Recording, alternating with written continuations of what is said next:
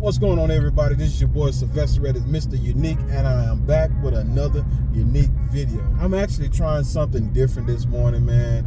I am on my way to work, man, and a lot of times while I'm on my way to work, I kind of sit and meditate and kind of pray as I drive and talk to God and just ask Him for direction, man. And this morning, He placed it on my heart, man, to talk about changing the narrative. I've been kind of just sitting back and looking at everything that's going on with the world, man, and it's very disturbing. You know, we have more things going on than what we used to have going on, and I feel like it's an opportunity for me to come aboard and say that we as a human race need to change the narrative. And what I mean by change the narrative is that as I study the Bible, it talks about, you know, the things that are starting to come about when they start to talk about the end of the world and the Lord coming back, and how things will be so bad that, you know, men would turn on men, family would turn on family, and you know, it's just a lot of stuff that will go on. And I think we need to pay attention to the signs.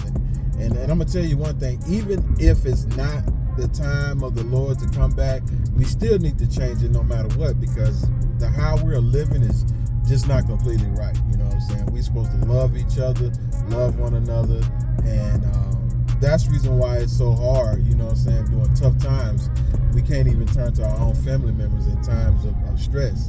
And, you know, I believe that your family should be your safe havens. Those are the people that you should lean on when things are getting tough and your faith is weak. Because I'm gonna be honest with you, even the bravest Christians out there, their faith gets weak sometimes just because we're human.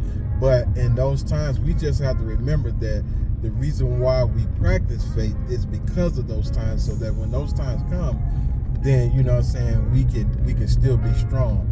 But we still need our family members sometimes, even though when we're practicing, you know, strong faith, we need our family members to come about and uplift us, and, you know, and continue to shower us with love, because, you know, love is the only thing that's going to keep us going in this world.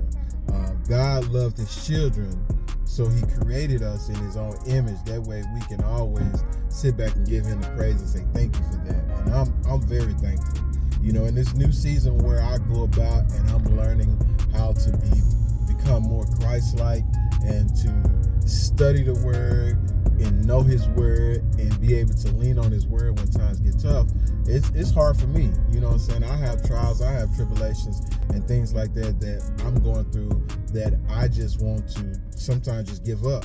But the Lord has instilled in me from a young age that times are going to be tough. You know what I'm saying? Sometimes you're going to feel like you're alone. And sometimes you ain't going to know which way to go. You ain't going to know what to do. You ain't going to know who to call.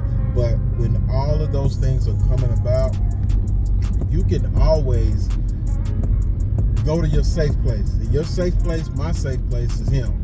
I go to a quiet place, whether it be in my car, whether it be just walking around outside.